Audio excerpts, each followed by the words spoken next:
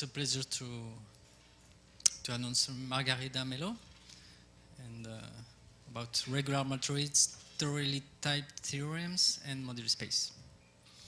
Okay, thank you very much for the invitation to come here. It's really a pleasure to be back in Rio and in IMPA at the same time. It's very good. Okay, so I'll be telling you about regular matroids, Torelli type theorems, and moduli space, I'm not sure. But it's the motivation for this talk really comes from the study of moduli spaces of curves and moduli spaces of tropical curves and moduli spaces of abelian varieties and the generations of abelian varieties. So as you saw in Matt's talk, so tropical curves, abstract tropical curves can be seen as metric graphs, and matroids are kind of generalization of graphs. So this is why we got interested in this. So let me go into what I'm going to tell you. So I'll start by saying some basic things about matroids, then I'll go to oriented matroids, then metrized matroids and lattices that we will be defined on matroids, and then I will be telling you about the integral case, and then moduli spaces in the end. Okay, so the definition of matroid. So a matroid is a pair, EM and CM, where EM is a finite set, which we call the ground set, and CM is the set of circuits. It's a collection of subsets of EM, and they satisfy a number of axioms. So the first is that the empty set is not a circuit. Then if we have two circuits, one included in the other, then they must be equal. And the third axiom says that two different circuits sharing an edge, then if we have such a situation, then there should be a third circuit such that it's included in the union of the first two and doesn't contain this edge. So there are other ways to define matroids, namely using dependent sets, independent sets, and the sets of bases. So these are the sets defined here. So the dependent sets are the subsets of the ground set that contain circuits. The independent sets are the subsets of the ground set that are not dependent. And then the set of bases are the independent maximal subsets. So it's easy to show that all bases must have the same cardinality. And the cardinality of such a base is called the rank of the matroid. So our main example for today is the vector matroid. So given a field, we consider a matrix A, which we write in terms of its column vectors, V1 to Vn. So it's a R times N matrix with entries in F. Then we define a matroid, a matroid up to A. So it's the matroid whose ground set is the set of column vectors, and the circuits are the subsets of column vectors that are dependent, minimally dependent. And it's easy to see that the dependent sets are the subsets of dependent vectors in the columns, dependent in the sense of linear dependence, of course. Then independent sets are the subsets of independent vectors, and the subsets of bases are the bases are really the subsets forming a basis of the linear span of the columns. And of course, it's easy to see that the rank of the matroid is equal to the rank of A in this case. And given such a matroid, that is the matroid associated, so a vector matroid associated to a matrix A, we say that the matroid is F representable. And in this case, if it's representable, then it admits a so-called standard representation. So it admits a representation like this, where IR prime is the identity matrix on R prime. R prime is the rank of the matroid M. And D is just the rest of the matrix. So an example, so the phenomatroid is one of the first examples one always sees in this theory. So is the vector, one can see it as the vector matroid whose column vectors are points in a projective plane over F2. And it's easy to, so of course, M of A is representable over F2, but it's not over R. So this problem of representability really depends on the field one is considering. And if one wants matroids that are representable over any field, then we have regular matroids. So a matroid is regular if it is representable over any field. For regular matroids, we can see that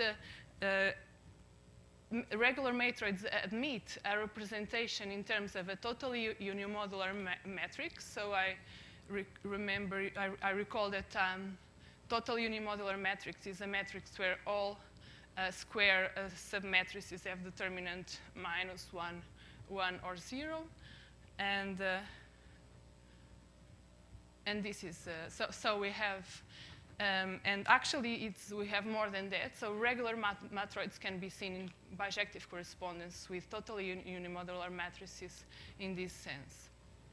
Okay, so now to go on, I have to tell you about the dual matroid. So given a matroid, we have a notion of dual.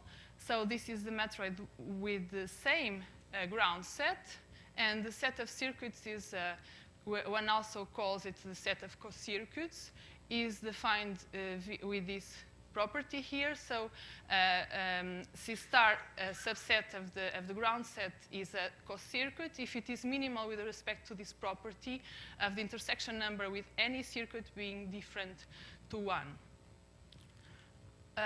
Okay, some properties. So dual is really dual in the sense that the dual of the dual is the matroid M again.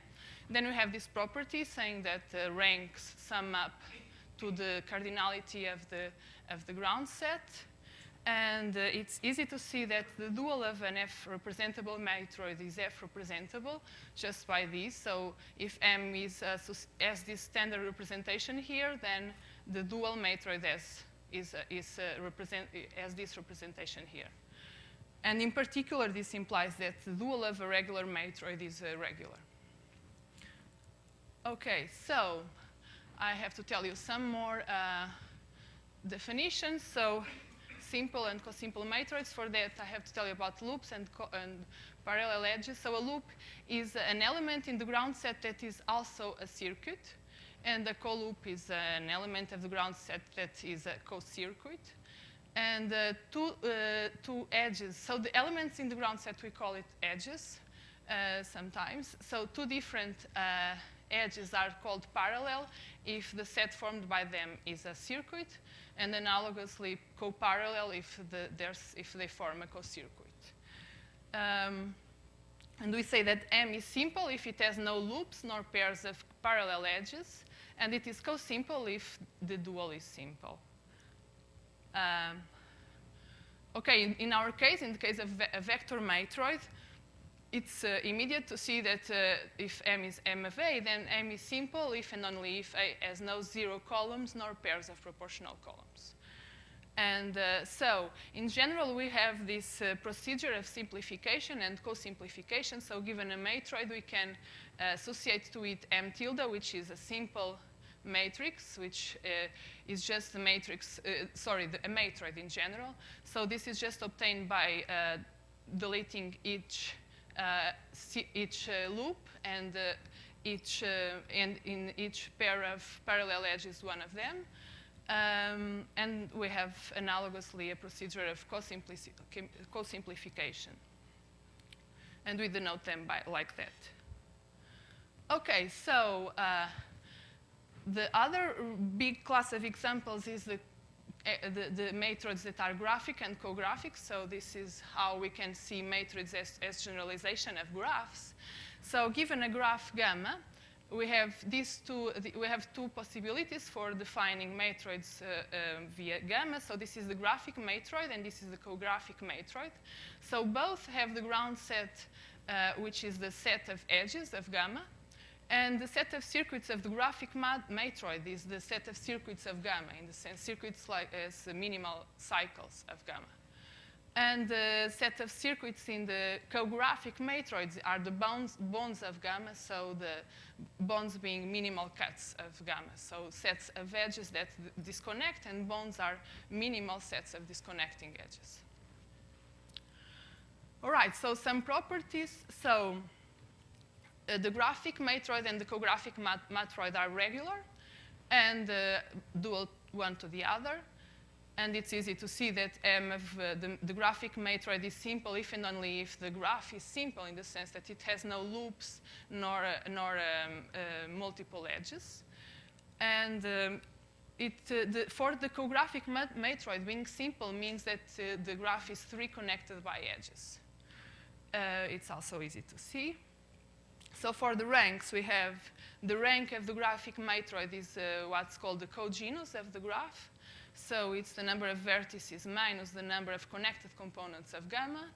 And for the co-graphic matroid, the rank of the co-graphic matroid is the genus of the graph. So this is the number of edges minus the number of vertices plus the number of connected edges. And it's easy to see that they sum up to the number of edges. And well, in the particular case where gamma is planar, we have this natural property. So we have the matroid associated to the dual graph of gamma. We can consider the dual graph of gamma. And what one obtains is the co-graphic matroid associated to gamma. And moreover, when we have a matroid that is at the same time graphic and co-graphic, then this happens if and only if these two graphs are planar and dual one to the other. Yeah. Sorry? I didn't hear. The number of components of the graph. Okay. So in what? So so this result by Whitney says, well, relates somehow matroids to graphs. So it says that given two graphs, gamma and gamma prime, their graphic matroid is isomorphic, if and only if they are the graphs are two isomorphic. So this means that they can be transformed one to the other via a sequence of these elementary moves defined by Whitney, which are so vertex gluing and twisting of edges. Okay, so two isomorphism of graphs. So in this sense, matroids can be seen as a generalization of graphs, and graphs considered up to isomorphism. Okay. Okay, so sorry. Okay, so now I'm gonna talk about oriented matroids.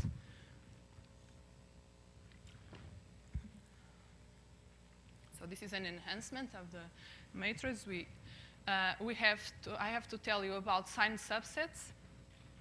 So given a set A, a signed subset of A is an element. So it's just a way of assigning to each element of E plus, a minus, or a 0. And so we see such an element X as, well, we think of its plus signs and its minus signs as its really support. And the zeros, we think of it as not being there.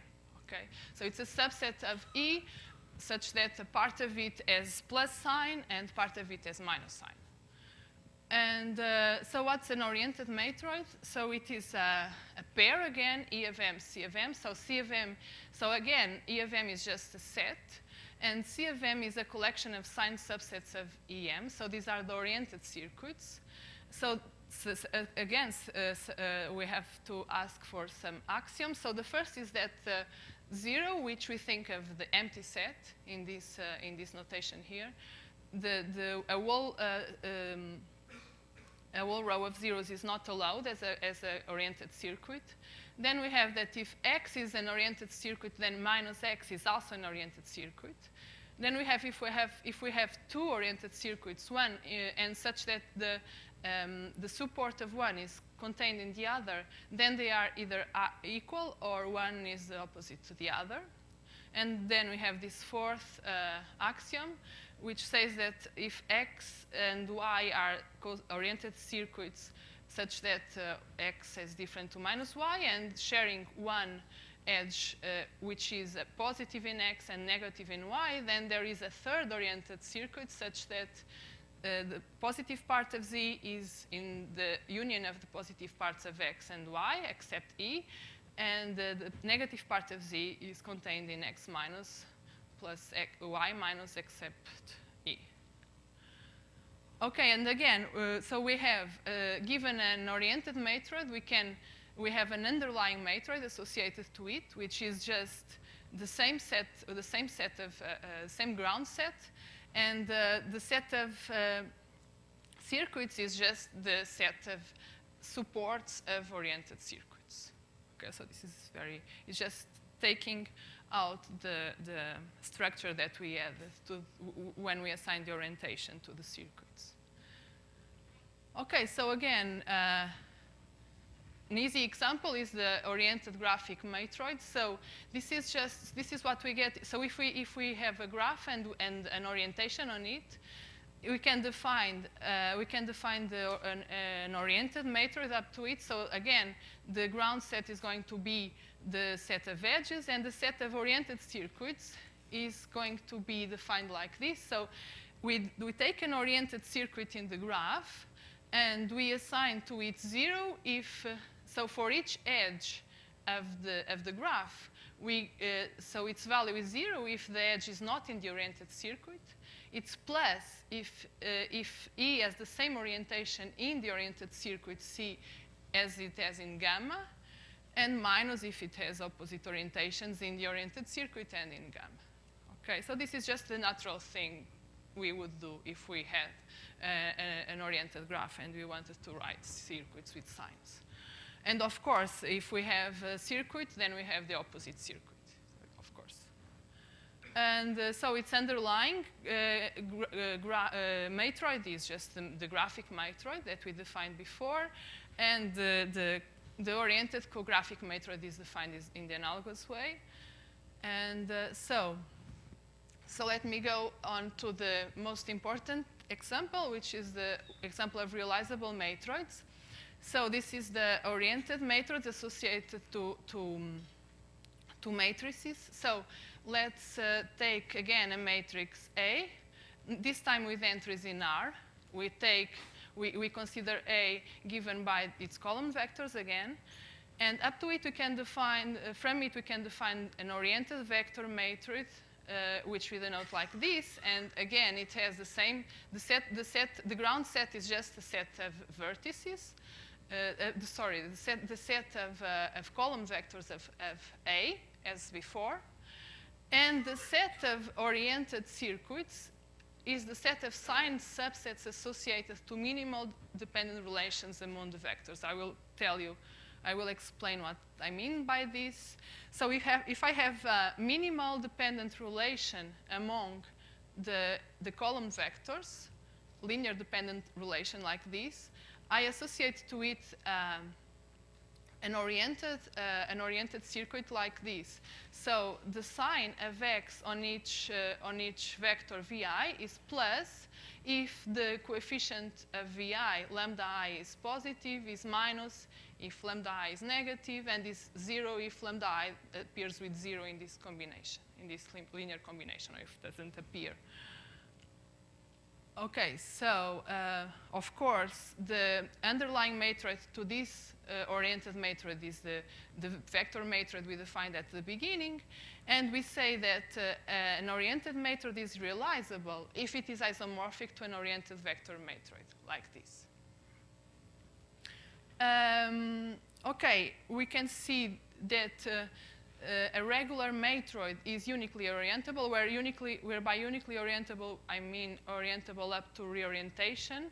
So this means that I can change the signs of a subset of the ground set, and the signs of the circuits will change accordingly. And OK, I will say that M is regular if its underlying matroid is regular.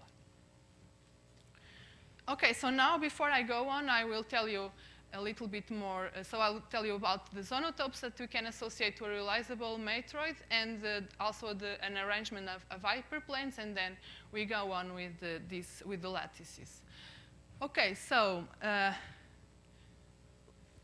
given a matrix A, we can associate to it a zonotope, which we denote like this, Z of A. So this is just the Minkowski sum of this minus V1, V1 with minus Vn, Vn. And so we get a polytope like this. And we can see that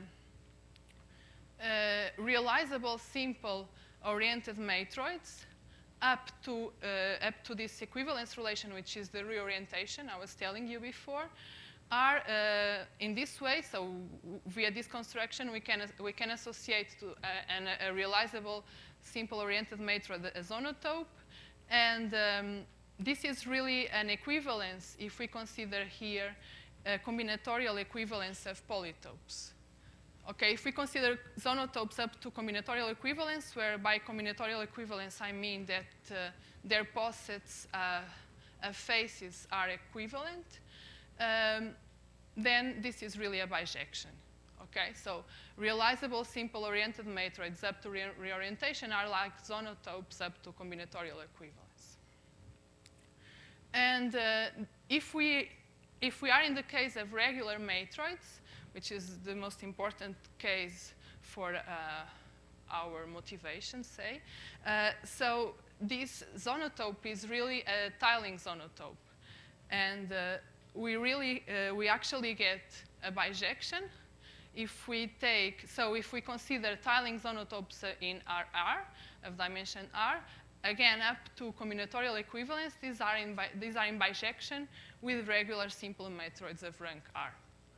Okay. Here we don't have to take this equivalence relation because regular we are already considering it up to reorientation.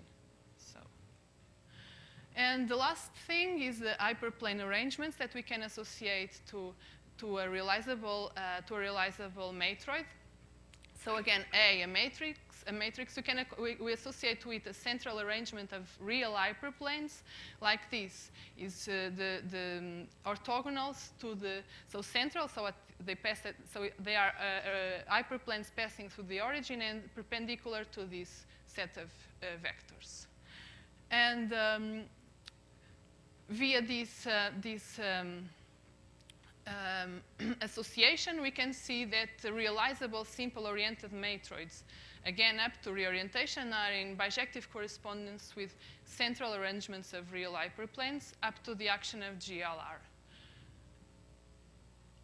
And again, in the special case where M of A is regular, we get a special property for the arrangement of our hyperplanes. In this case, we get that H of A is what's called a lattice dicing.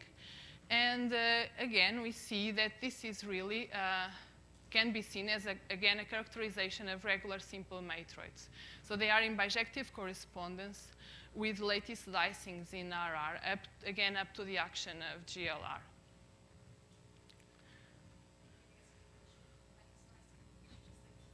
Sorry? Yeah. So, so this arrangement is a lattice dicing. So we have this arrangement of hyperplanes, and we can define. So via translation, it forms a composition of RR, and we say it's a lattice dicing if the composition is if the vertices of this decomposition form a lattice. Okay. Okay. Okay. So now let's go to metrized matroids and characteristic vectors. So now the idea is so we began with matroids, then we considered oriented matroids. Now we will consider more data, so we will consider a metric in the matroid. And the idea is, out of this metric, we will consider lattices associated to these metrized oriented matroids. And our aim is trying to characterize the metrized oriented matrix out of this lattice. So this is what's coming now.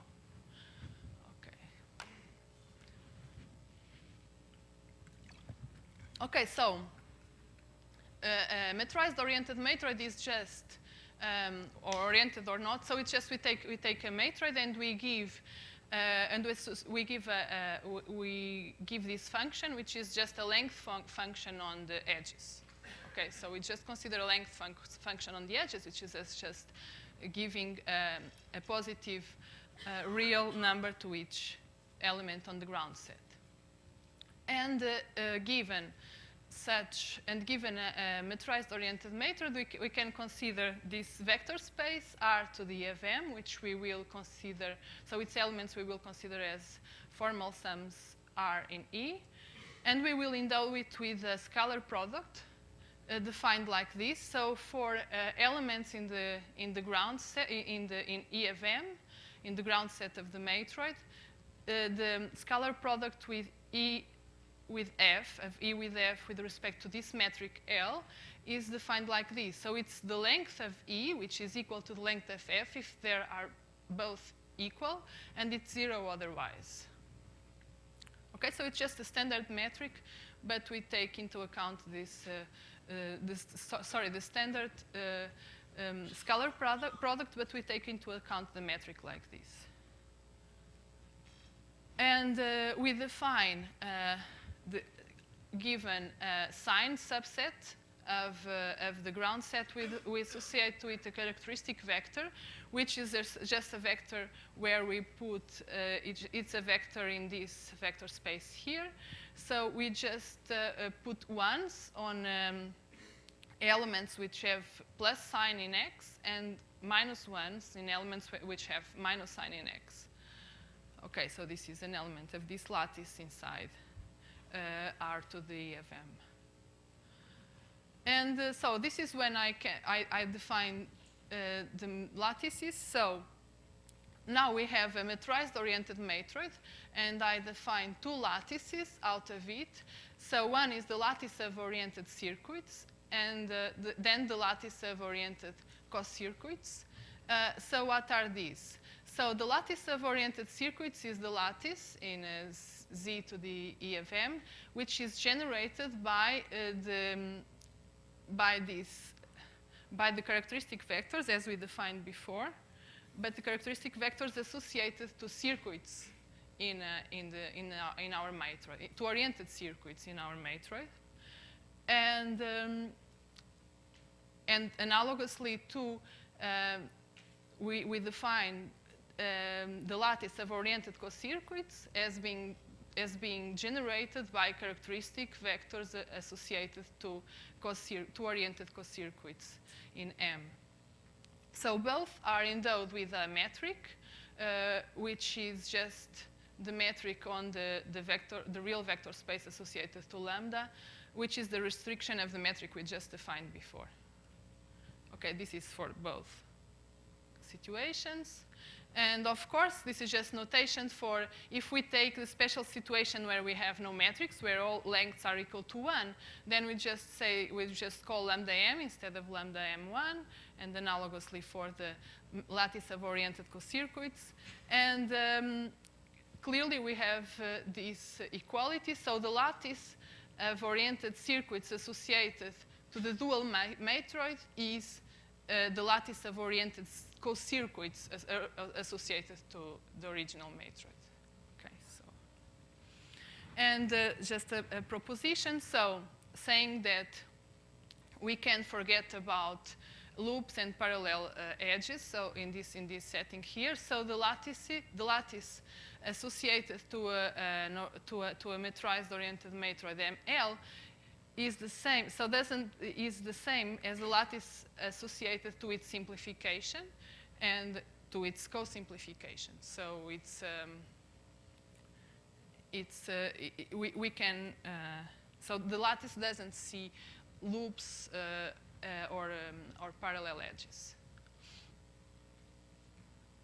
Okay, so the first theorem we have is a set of properties of this lattice here in the case of regular matroids. So if we are in the special situation of a metrized-oriented regular matroid, then the first thing we prove is that these lattices we just defined, the lattice of oriented circuits and the lattice of oriented co-circuits, they depend only on the underlying matroid. So they don't depend on the metric. So this is the first thing. And the second thing is that the rank of the lattice of oriented circuits is the rank of the dual matroids, and the rank of the lattice of oriented co-circuits is the rank of the matroid. Third property says that they are, so they're the real vector space associated to lambda is orthogonal to the real vector space associated to lambda star. And finally, this property here says that both lattices are primitively embedded in Z to the EM. Where primitively embedded means this. And okay, so let me just, so in the case of graphic matroids, these lattices we are defined here,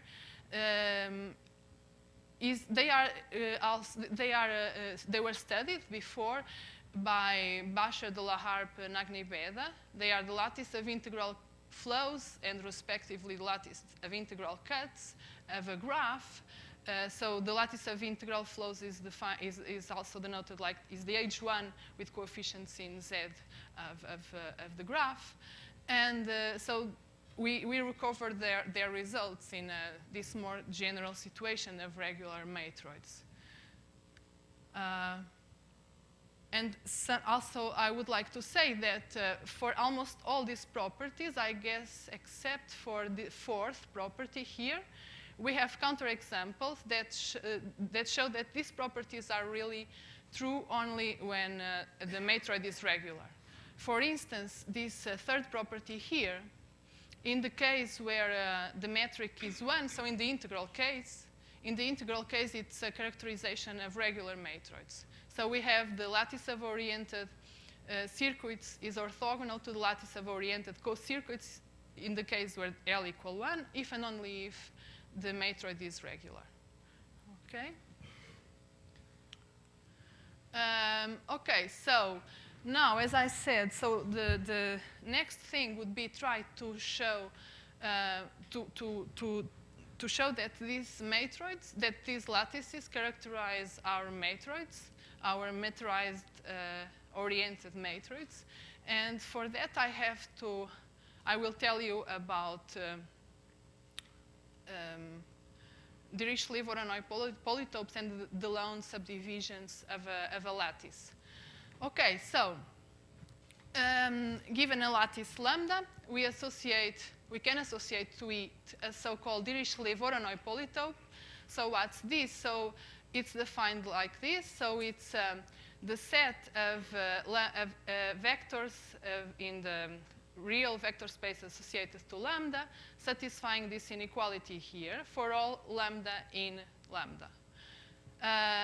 So if we consider the lambda translates of this polytope, they form an infinite lambda periodic face-to-face polytopal tiling of this vector space, which we call the Voronoi subdivision of lambda. Okay, so we define this. We have the lattice. We define a polytope, and by translating with elements in lambda, we get this face-to-face tiling of lambda r.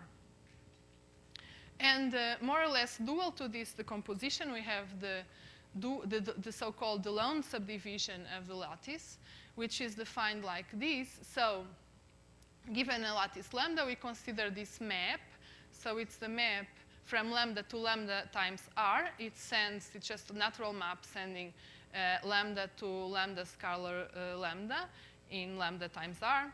And we can view the image of the map as an infinite discrete set of points in lambda r times r, one above each point of lambda. Then we can consider the convex hull of these points and project, if we see from below, then we can project the lower faces of this convex hull down again to lambda r. And we get, with this, we get a Delaunay subdivision of lambda r, actually. Yeah. So we get a lambda periodic face-to-face tiling of lambda r again. So let me give you two examples, which can be more illuminating if you never saw this.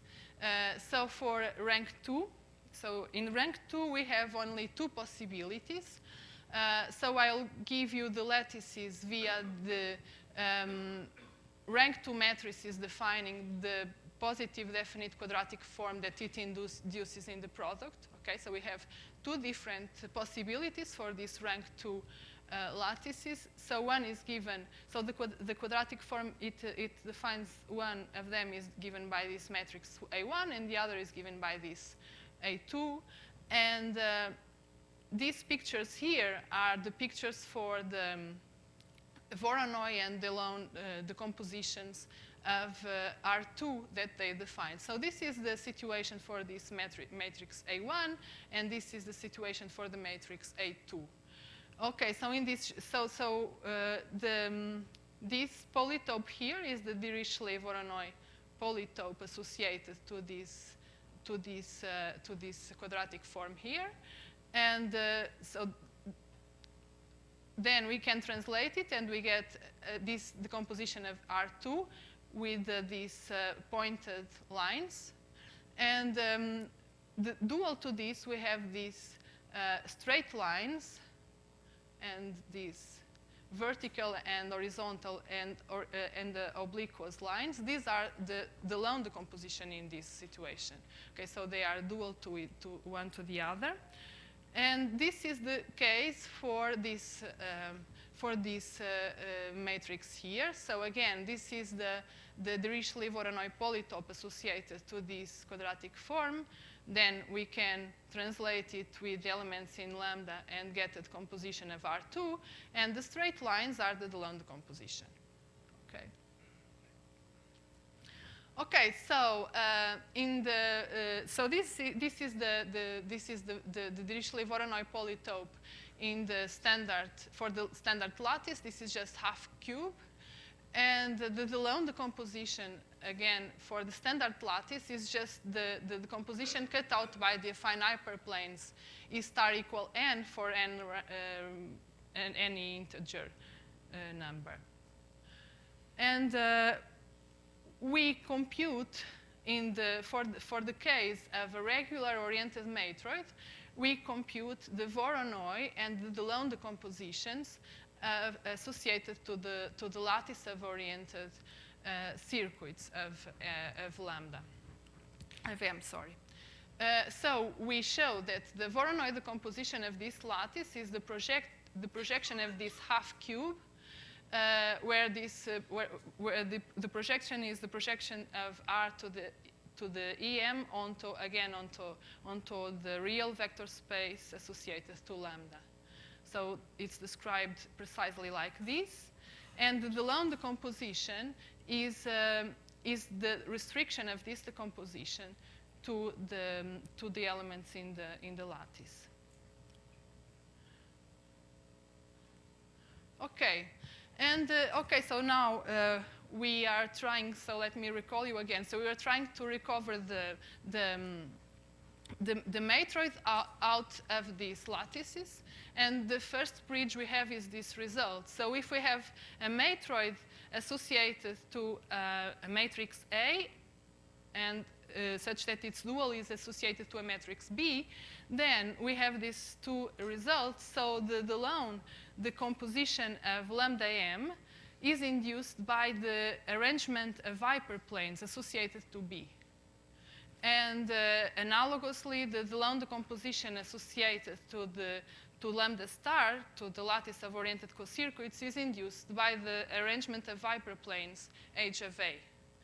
And analogously for Voronoi, for the Voronoi decomposition, we have that the Dirichlet-Voronoi polytope of lambda is equivalent to the Dirichlet-Voronoi to the zonotope defined by B, and the Dirichlet-Voronoi polytope associated to lambda star is equivalent to the zonotope defined by the matrix A.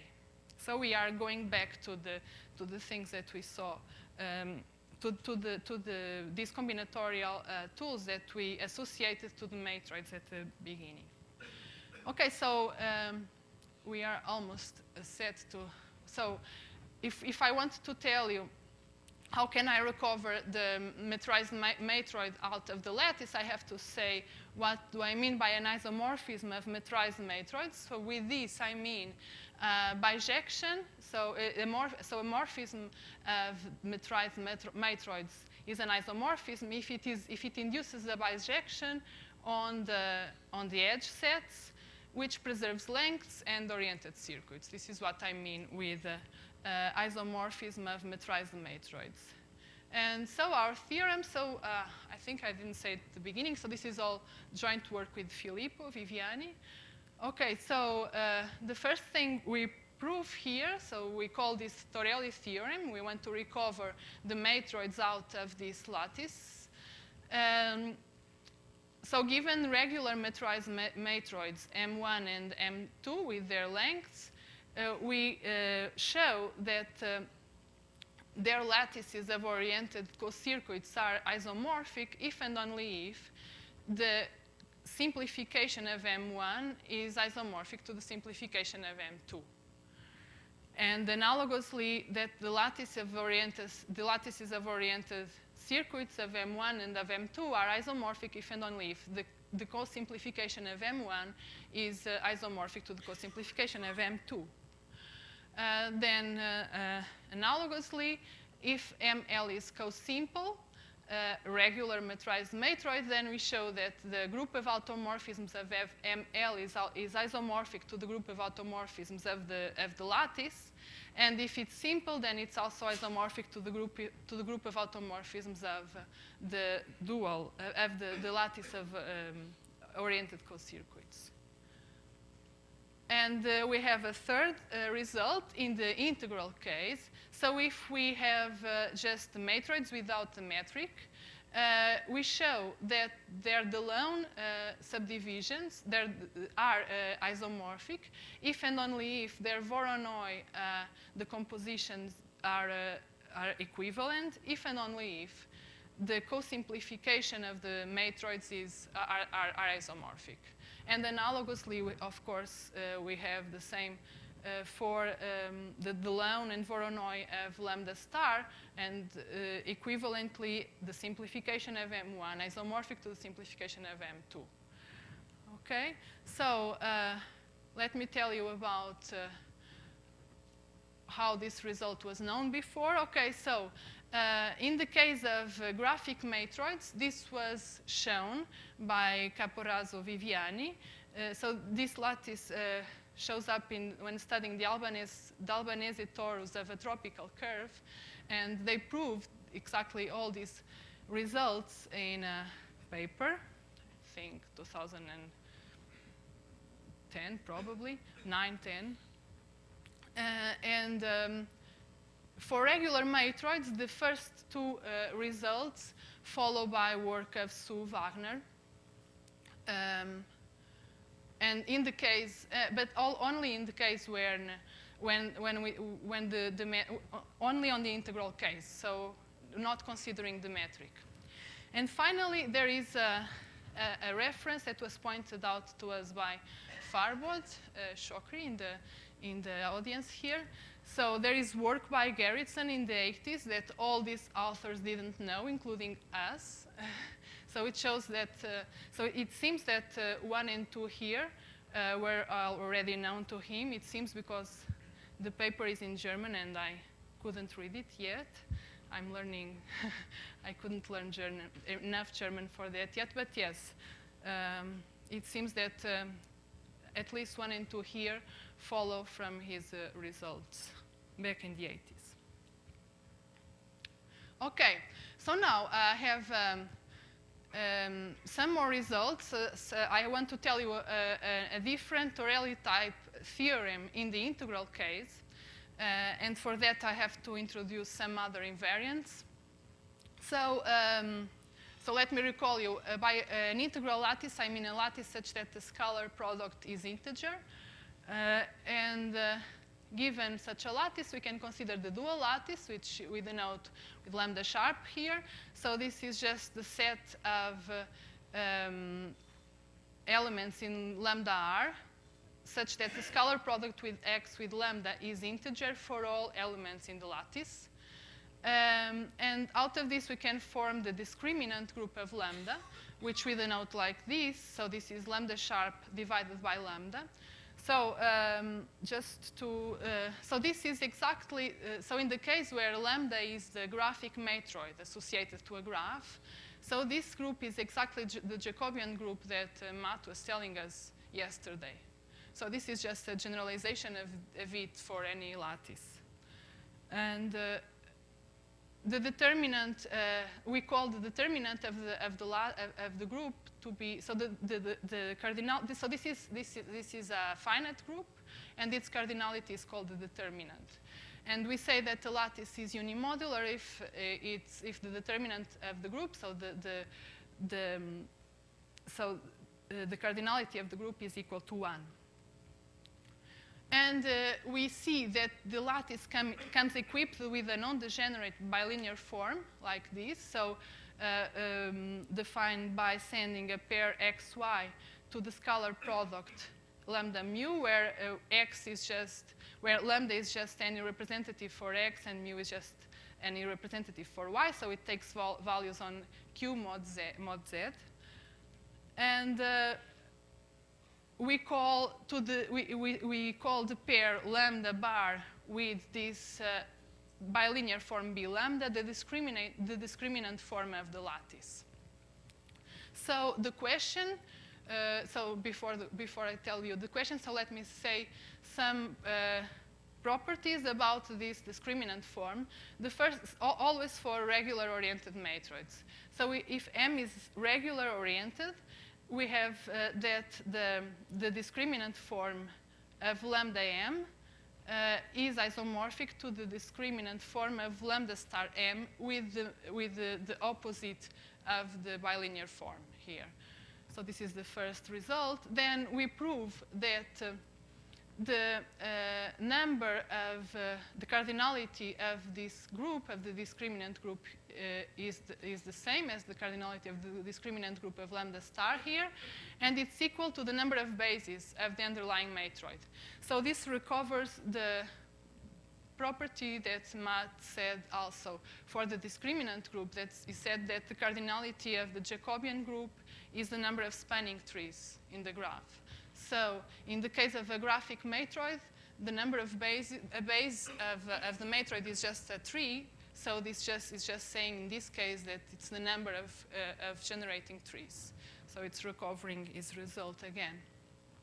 And the last thing, we show that the lattice of oriented circuits is unimodular, if and only if the lattice of oriented co-circuits is unimodular. And this only happens if lambda m is isomorphic to the standard lattice. Okay, so the question we asked is, can lambda m be determined by this discriminant form? So Torelli type question. And we got an answer by Farbod again. He said no, he had counterexamples to it, and he showed to us. I think it's enough to take a two-component curve with at least 3 edges, I think, connecting it and with different lengths. And so it's not true. We cannot recover the lattice out of this discriminant form. But the idea we got then afterwards, after seeing this paper by Green, is using a finer invariant, which is called the deem invariant of the lattice, and that I will introduce to you now. And so what's this deem invariant? So given a lattice lambda, we can define the characteristic covectors of lambda. So this is a coset of this group here of lambda sharp divided by 2 lambda sharp. So the characteristic covectors are the elements in lambda sharp that such that lambda, the scalar product of lambda with of key with lambda is congruent most to with the norm of lambda for all lambda in the lattice. So this is a set of is a coset for this group. And we define this set, x lambda, which is equal to the set of characteristic covectors mod to lambda. So this is a torsor for this group, for the discriminant group, actually. And finally, we define this form. It's defined in this set x lambda, and with values, it takes values on Q, and it's defined like this. So given a class lambda, we associate with the minimum of the ratio of the norm of lambda prime, where lambda prime is any element in the class of key prime, where key prime is any element in the class of key, minus the rank of the lattice divided by 4. It's a very strange thing, but this is how it's defined. And the invariant of a lattice is really the datum of this torsor here with this form, together with this form. And the question is, can this... So the first thing is that the invariant determines the discriminant form, so it is really a finer invariant, and we can ask if it's enough to determine the lattice, and it appears to be the case. Okay, so the theorem we've got is the following. So given M and M prime regular oriented matroids with no loops nor co-loops, we show that that these properties are equivalent. So the first says that the lattice of oriented circuits and the lattice of oriented co-circuits have isomorphic invariants if and only if the lattice of oriented co-circuits and of M and of M prime have isomorphic invariants, if and only if the lattices are isomorphic, if and only if the underlying matroids are isomorphic. So this last part we saw before. So this means that these D invariants of the lattice are really determining everything about the matroid we started it. Okay, so I just wanted to say, so this result was proven by Green in the case of graphic and co-graphic matroids. And again, our proof of the theorem uses heavily the theory I introduced before for the metric case of the Dirichlet-Voronoi polytope and the Delon decomposition. So we really use them to show that we have this equivalence here. And okay, so now I was supposed to say something about the moduli space of matroids, but when I was preparing it, I thought this is too much. People will never want to listen nothing about moduli spaces of matroids after so many definitions. So I thought that I would talk about it next time. And if someone wants to know something about it, of course, I'm happy to tell you about it. But in the meantime, it gives people here some reason to invite me again. So, okay, thank you for your attention.